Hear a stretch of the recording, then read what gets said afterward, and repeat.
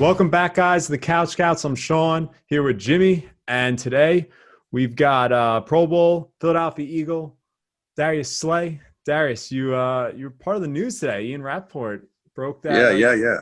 Restructured your deal. So what was that about? What was the incentive to doing that? Oh no, just helping the team out, man. What would the team need to help with? Just so we get some guys in here, man. We're trying to win. I'm trying to win. So I'm all for the team. Nice. A lot of people seem to misunderstand it too, and they see reconstruct and think you're taking a pay cut. It's not always the case, right? No, that ain't the case. Just move it around. Just moving it around a little bit. I was listening to your interview on Pat McAfee's show, I think it was 2 months ago, and he was talking about how you knew your time at Detroit was coming to an end. So I'm wondering, all these people now have lists of teams they wanted to go to. Did you have a list of teams? I know you and Matt Patricia are best buddies there. Did he accommodate you? Anything like that? Nah, man. I just know it ain't matter, So like I said, I'm blessed and fortunate enough to be able to play this game. So any situation would have been good for me. So you just know just that one wasn't good for me. Damn. You looking forward to going back to Detroit this coming year for the first time? Oh yeah. I mean, I wish the people that was there still was there, but they ain't there. So it's not gonna be no biggie for me. It's good to be able to come back to Detroit, man, and play in front of them. You got that one circle on the calendar, you need to show out this day. Nah. If people were still there, probably.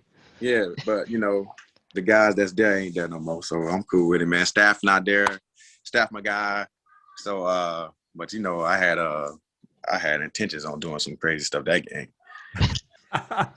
Speaking of Stafford, your old teammate was just traded to the Rams, and I feel like there's a lot of mixed reaction. Some people don't believe he's as good as he is. I personally do. I think they might be the best team. I hate when people say that. Yeah. Man, they don't understand. Being there with him 7 years, man, he's unbelievable, man. Every year after 2014, he progressively just got better and better. If he was playing at any type of level he was playing with in 2014, I believe he would have got deep in the playoffs. Because, that's a Stafford that was just getting young, starting low. After 2014, he just took it to another level. And then at that time, 2014 was the defense that he needed to be behind. So right now that since he's been going, the defense ain't been as strong as we was in 2014 to help him out on the other end. So he's been kind of carrying the weight, but we've been doing a lot for him. But if he played anything like he playing now in 2014, he'd have been deep in the playoffs.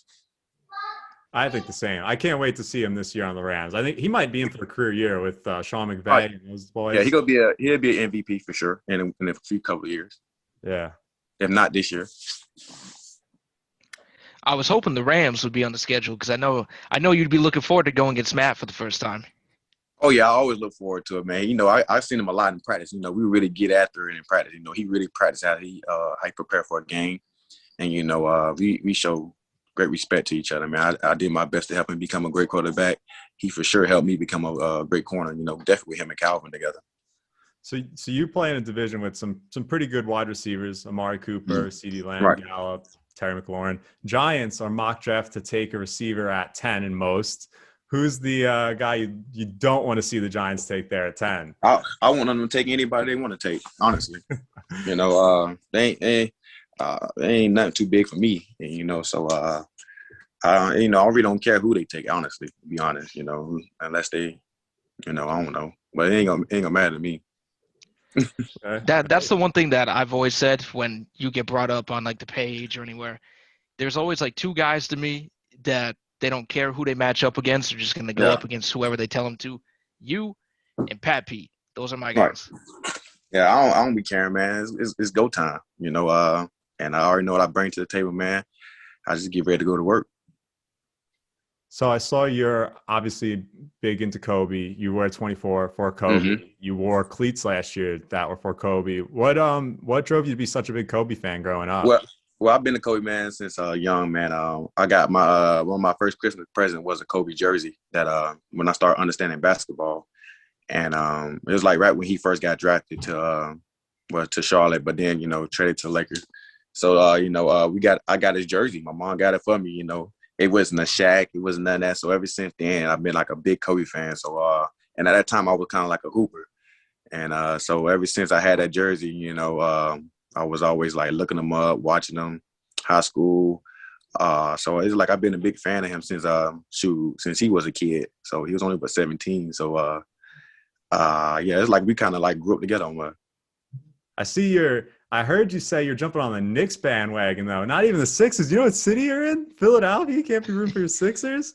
Who, me? Oh yeah, I root for the Sixers. Yeah, I heard you jumping on the Knicks bandwagon on McAfee's show because he was asking about the Rockets. And you're like, oh no, I'm not rooting for them. No. I said I ain't say Knicks. I'm a PG fan. So I'm LA, the Clippers. Gotcha. Not Nick. PG, my second favorite player. Well, now he my favorite player, but you know, because Kobe now in the league, you know, rest his soul. Right. But yeah, I'm a big PG fan. Okay. I misheard. You know who my guy was growing up? You'd probably laugh at me, but it was Chauncey Billups' guy. Oh man, he very, very respected, man. Mr. Big Shot. Yeah, he very, very respected. So you were talking about practice before. I got to ask you about Calvin in practice, just getting the Hall of Fame. Obviously deserved first ballot, no doubt. Easily, no doubt. What was that like? Because you were your first year there. He was already there, right? So you were lining up against him as a rookie. Yeah. So at the time, so Jim Schwartz was my D coordinator. So like how they got it easy now than I had it coming up into the league. So I was on the first team defense and first team scout team. And when I was on scout team, I had to go against Calvin. So I had got like maybe, you know, sometime practice be like 8 reps per group. So I probably get the first 4 on scout team and then get ready for the first team on defense because I was on both. So I had to be the guy that followed Calvin every day because he had guys that travel. So I had to follow guys that travel every day. And man, he used to tear me up every day, you know, just go crazy. Like, you know, just, you know, but then I was a young boy. I was a young buck. But as I got older, man, just like he kind of made me who I am today, man. He was a great competitor. He taught me as he was beating me with and helped me become, you know, who I am.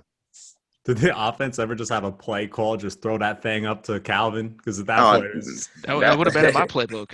That's every play, shoot, honestly. if it's anything look like the player's gonna break down, let's throw it to Calvin. Yeah, he'll catch a triple team. I mean, I remember the Cowboys game when he caught it over. Virtually the entire Cowboys team. That was like one of the craziest catches I've ever seen in my life. Yeah, man. If he played longer, easily he'd be known as the greatest receiver to ever play the game. Yeah, it's not even close. You know, a guy that big, that fast, that can stop on a dime, catching everything. No offense to Jerry Rice, but you know, Jerry Rice still a GOAT. But Calvin have played 11 years, it'd have been crazy. The comparison's got to stop. I'm tired of the people comparing people to Megatron. Yeah, there's no comparison to that. You know, it's none.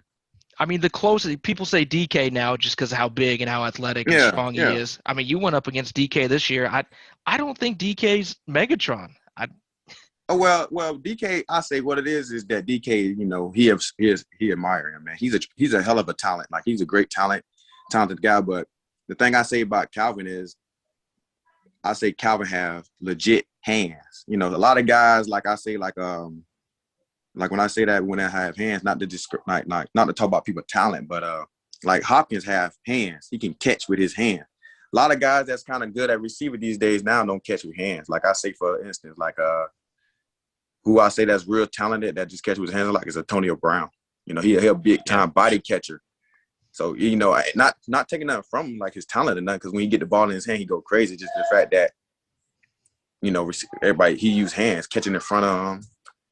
It's not no body catching. It's really like all hands. And, you know, and when you body catch, it's hard to get the ball out of your hands. So I ain't taking nothing from nobody, but Calvin had like legit hands and like he catch it any kind of way he wanted to catch it. Speaking of this, you remember, I think it was Hakeem Nicks wore size like 4XL gloves. Mm-hmm. I wonder, Calvin's hands must have been pretty damn similar. Yeah, they about to say. He had his custom gloves, man. Got the little CJ sign in them. It was nice. By the way, that DK story, do you ever think about going to storytelling after that? That was one of the funniest stories I've ever heard. Yeah, man, I'm a big comedian, man. Honestly, I'm a real comedian, man. Honestly, I'm a real humble guy that's like to have fun, man. You know, I take all I could take a bad situation and make it, to a funny situation. Because just like I said, I love the game, man. I had ups and downs in a lot of this game, and that what kept me here for the longest. And I just know how to capitalize off of all other stuff. So, man, we had our little battles, but yeah, I stay joking, man. Nobody don't need to take me serious. I just like to laugh a lot. I heard you don't talk shit, but I'm wondering, like, is there any low key receivers you don't hear about who talk hella shit on the football field? No, well, not really. I was honestly surprised that, until I started watching his videos, the DK talk a lot because, like he kind of big. I like, never knew that until I saw your video. I never Yeah, thought it's no need for him to talk. Like, you kind of bigger than everybody. So it's like nobody trying to punk you, none of that kind of stuff. You kind of swole, So when I heard him talking, I'm like, oh man, this is weird. Like, okay, okay, you don't matter. You just talking. Well, cool. But that was the one I was surprised about. Everybody else is kind of like, I only had one other indication like that, and that was only with like Bryant, and I was like in my year 2 in the playoffs and against Dallas, me and him going at it because I was really tearing them up. No pause to that. But yeah, I was really like clamping him up, and he got real frustrated, and he got mad because of that. The year before, he had like a one-hand catch in the end zone. I said, I ain't no rook no more. And like, you better come correct. Now I've been working. So I had won that matchup, but they won the game though. But it's cool. That's the only person who I had talked mess with me like that. I'm trying to think from the outside looking in, if I could think of anybody that you don't really think about, but you watch, and they're always in some sort of like altercation, just in someone's face. I can't really think anyone off the top of my head right now. It's not you. It's I say guys that do talk, like Landry talk a lot, but he, except for with me, because we got a lot of mutual respect because we played each other in college, and a couple times in league. I'm real respecting league. He real respected, but he like the dog folks, so he like he get after it. Definitely in the blocking game, and who else? Did you play against Steve Smith? Yeah, I played against Steve Smith in the preseason. Right, I got a story about that. I said, man, it'd be an honor to get Steve Smith jersey because, it's Steve Smith. He said, during a preseason game, that he wouldn't even go play in. He said, I ain't gonna lie, I respect that he want my jersey, but he wouldn't want my jersey after if I was playing the whole game. I would have dogged him. I said, oh my gosh. Like, I said, off my books. I'm gonna get him off my books right now because I ain't like that, But that's him. You try to get him to play the game after that? Yeah, I needed him to play because I would have took the game a whole different approach because I already knew what he was gonna bring to the table. Like, I probably would have tried to bully him too. I could totally see that from Steve Smith though. That's so funny. He's like, he wouldn't want my jersey after I had to get done with him. I said, oh my goodness. That is such a Steve Smith thing. I'd still be talking trash well after football now. Oh yeah, he goes. That's him now. That's him.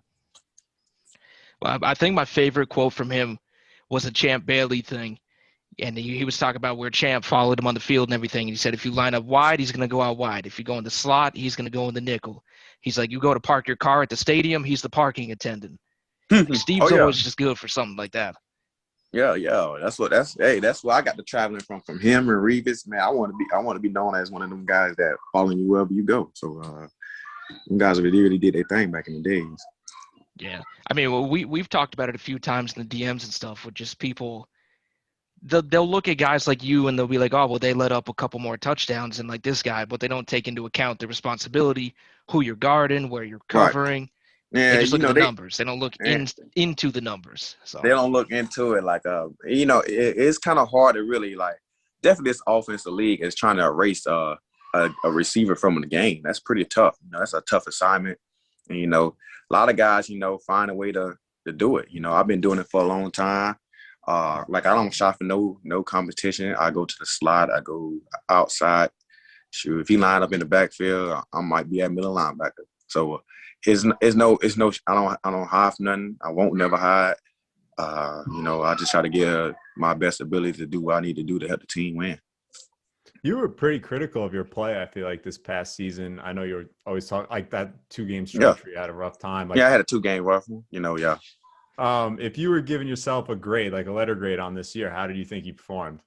I mean, besides the 2, man, just because, the defense we was in this year was a lot of man. So it's like, it's hard to see the ball. Yeah. You know, so I would give myself like around like a B plus, maybe, you know, because I like to turn the ball over, man. I like to get the ball. A lot of games, if people didn't even notice, like I was only probably getting targeted like 2 times besides them 2 other games. And, you know, it was like hard to make the plays that I'm usually making. But it was a lot of man, and that's what it was, because it's just a lot of man. And if it was coming a little bit of good zone into it a little bit, you know, I could see the ball. I could bait some stuff here. But, you know, it's kind of hard to bait it, man. You don't want to bait and get a step behind, because some of these receivers are real, you know, good at, you know, being a receiver. So, but other than them 2 games, I give myself probably like a B plus. I got to be way better than this year. I need to, you know, I got to be way better. You know, games like that, I got to handle those. So for the people that don't really follow it too much, they don't really know about schemes and everything. What would you say the biggest difference has been from Philly's defense to Detroit's defense that you played in for so long? Well, both of them a lot of consistent man. So you know, right when Patricia got there, it was a lot of man. It was man down there every play, so you had to be well conditioned. So when I got over here, you know, it was like that too, but it was like a little bit different of like in between. This might be man, this might not be man. If this could be man, if this like this. So it's like it was just that, you know.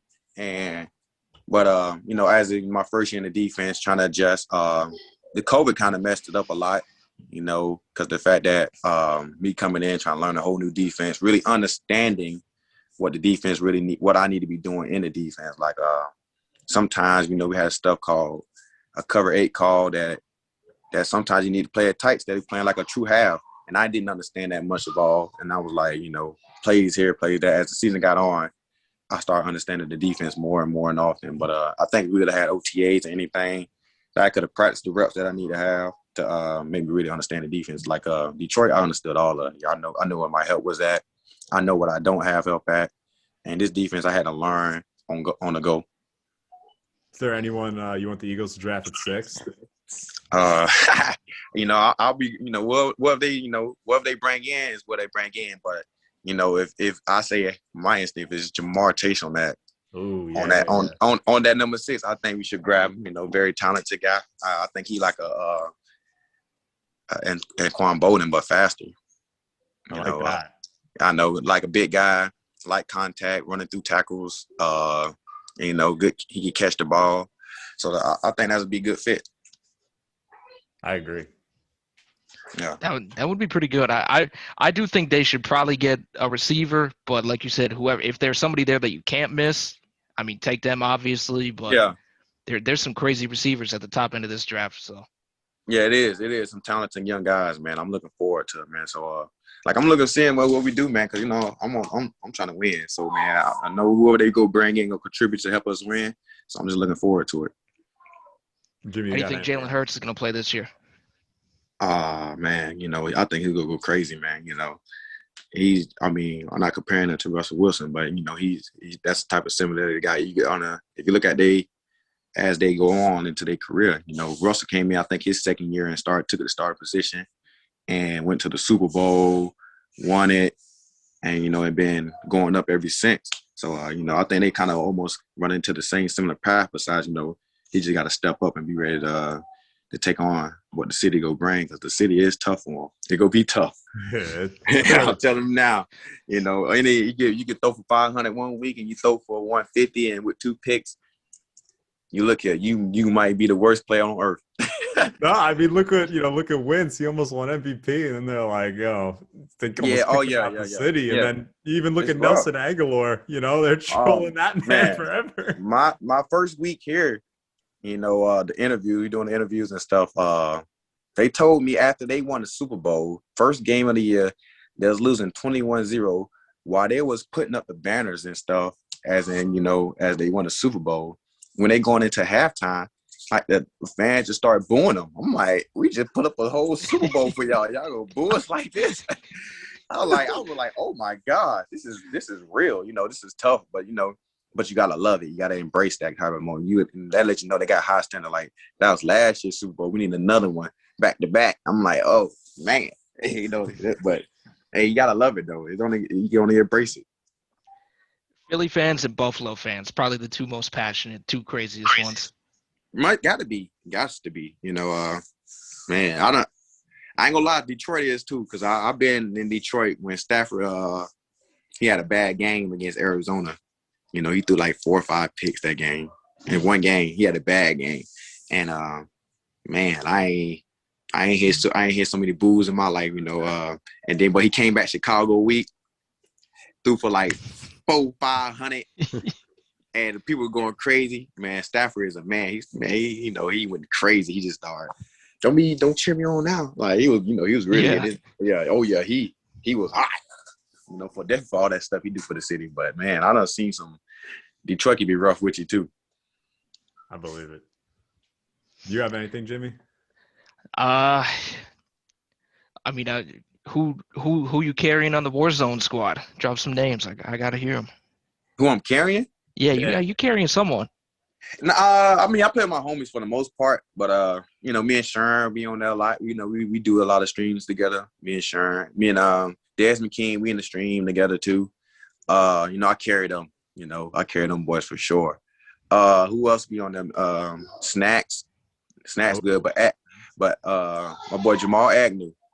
I've been trying to squad up with Jamal for about like a year now. He's coming out here soon. I'm trying to schedule it with him. But. Oh, he's a great shooter. He's like that. He's good. Okay. Him and the two best players I ever seen probably play is three of them. So I say Sidney Jones, Avante Maddox, Avante Maddox, and Agnew. None of the best 3 people I've seen play in the league, like as in man, them guys that don't play. Like they get that car down there, that Mac 10 or whatever, they quick scope and bam. They look like they got on aimbots. Damn, I didn't know Jamal was nice like that. Now I got a little pressure on me before we play. Oh, Damn. You got pressure now. You get on there with him, like it's dang near almost. If I want a dub today, I gotta call Ad to get on the game. Ad, get on the game real quick. I need a dub. He'll squad white 1v4. Damn. Okay. Yeah, bam, bam. You like that? I love it. No, little nervous now, a little bit, but I actually almost hit him up like 2 nights ago to see what he was doing too. That's crazy. Yeah, he's nice. Darius, is there anything you want to plug? Huh? Is there anything you want to plug? We appreciate you coming on. I don't know if there's something you want to plug. Your Instagram, Twitch. I know you game a lot, so. Yeah. Oh yeah, I game a lot, man. Ain't nothing. Man. I'm good. I'm just chilling, man. I'm just having fun. It is fun. We got to squad up sometime. Let me squad up. I'll try to put the backpack on a little bit. I bet that up. I'll be right there, carry the backpack. I can help fill it up.